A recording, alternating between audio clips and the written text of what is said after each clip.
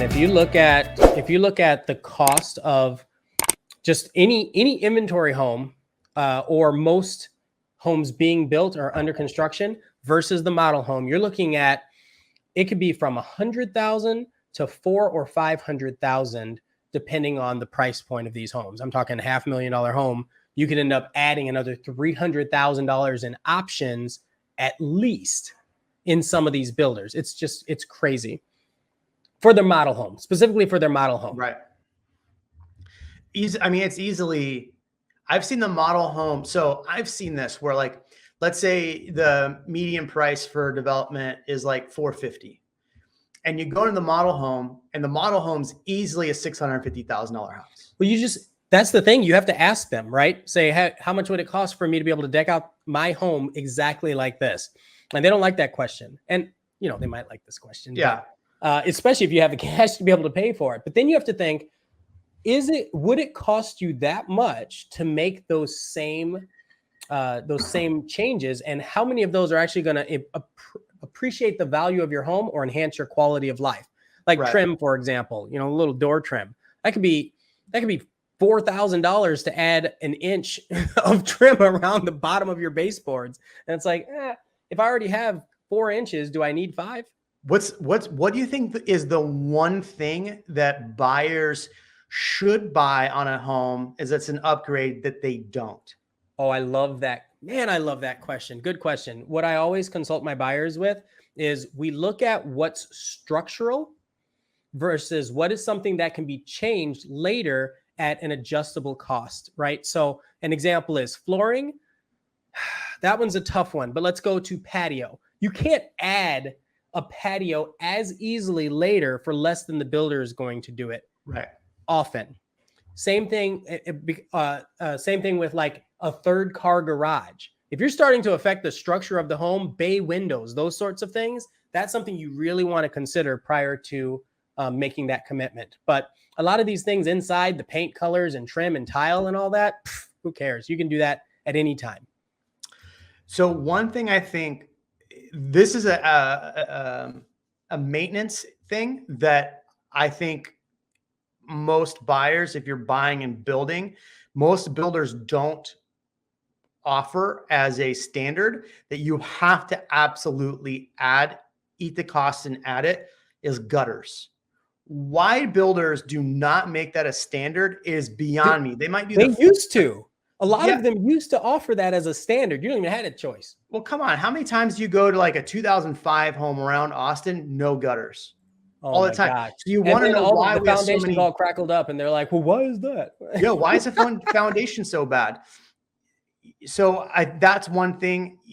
What's interesting is you were talking about the price difference about building. If you look at the model, I have a client, and tell me if you've ever had this here in High Point. They like the model so much that they found the lot that they wanted and literally piece by piece built the model home as their home. Every detail that the model home had, they spent. So on a home that they could have probably got for $680 at the time. Can you imagine that? High Point $680? I mean, $1 million right now. Easy. For a home that they paid $680, they should have paid $680 on, they easily paid almost $800 on it. Maybe it was a little more, maybe $820. Yet those homes in High Point right now are easily $1 million. So they still did good. Fridge. Yeah, but it's not just because of the upgrades, right? Like that's not why it's worth it. It's just because the whole area. Another thing I always say is don't outfit your, be careful when you outfit your home so much so that it's the most expensive in the neighborhood. Right. Yes. So you add all these options and stuff, and you're expecting to get some return on investment. A lot of people are expecting to get a return on investment. If you're the most expensive in the neighborhood, it gets a little challenging. If you're in a neighborhood where there are a lot of similar style homes and builders. Right. Well, so it depends on how long you're going to live in the house too, right? Oh, of course, I would say, I would say if you're building your forever home, your forever home is going to still be a 6-year home. Like what is it? People move every 5 to 6 years. I love how people go, this is my forever home. And I'm like, I will see you in probably 5 years and we'll probably sell this home in 6. That's exactly what happens most of the time. So I would say if you are doing that and you want to spec out a home and just throw every piece of upgrade you can in there, go for it. But I would definitely keep the receipts, because when you go to promote the property, when you go to sell it in the future, if you have the receipts, we did all these upgrades, it's a good thing to show. Most people don't care, but it's still a good thing to show. It's like, do you ever have an inspection done? Like, do you ever say to your sellers, it's a great idea to have an inspection done and put that on the MLS before? Do you do that? I don't. Yeah. Yeah, sometimes, but sometimes if you know there's going to be problems, that's a good idea. But for the most part, let the buyer pay that $600. What else do you think would be one thing that if you were advising a client that was building a new build or buying a home that would say, we need to put X in it immediately? What do you think that would be? Am I going to say a pool? Definitely don't put it. Oh yeah, that's not. Dude, Justin Conacat was on here. This is amazing. Justin out of London, Canada. I'm going to be on his podcast tomorrow. I'm pretty stoked. Nice. Stoked. So I like your comment about the gutters. I think another addition. So I guess this is an open-ended question. How do you feel about blinds and upgrading them? Oh my God. Right. So, because the reason why that comes up, Kevin asked a question, about a fridge and appliances. The builders will flat out tell you, they'll pull you to the side. They'll say, hey, listen, you could we're marking this up like 50%. You could probably get it on sale on Labor Day for much cheaper. The only issue today is that you have to wait for the delivery, right?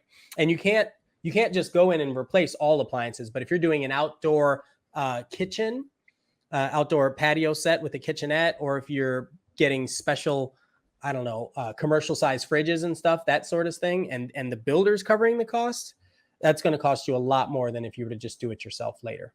Yeah, man, blinds is one of those things. I don't think people understand, and I don't know if it's, well, I mean, let's see, I put blinds in my last house in 2018, so it's not a supply issue, but blinds are freaking expensive. Dude, I had a supply issue with blinds. I actually when we moved into this place, I redid all the blinds, and I wanted some that were blackout for the office, and I wanted everything to be automated. And so ended up having a couple of blackout sections, nothing automated. And to this day, I don't know if I can get what I really want in a reasonable amount of time for a reasonable cost. I mean, if you go to one of those companies and let's say you want, what are they, plantation shutters, or you want those roll-up shutters, right? The ones you just push the button and they go up. No. I'm talking solar powered, controlled by Google Home only. That's it. That's all I care about. I want the blinds to open as the sun's rising, man. You should call Elon and maybe he can get that Tesla solar to do it for you. I mean, I have everything else. Next house, I will probably invest in the Tesla solar. Thanks for watching this short of the Real Amigos podcast. For more live streams, hit here. For more clips, hit here. We'll catch you on the next one.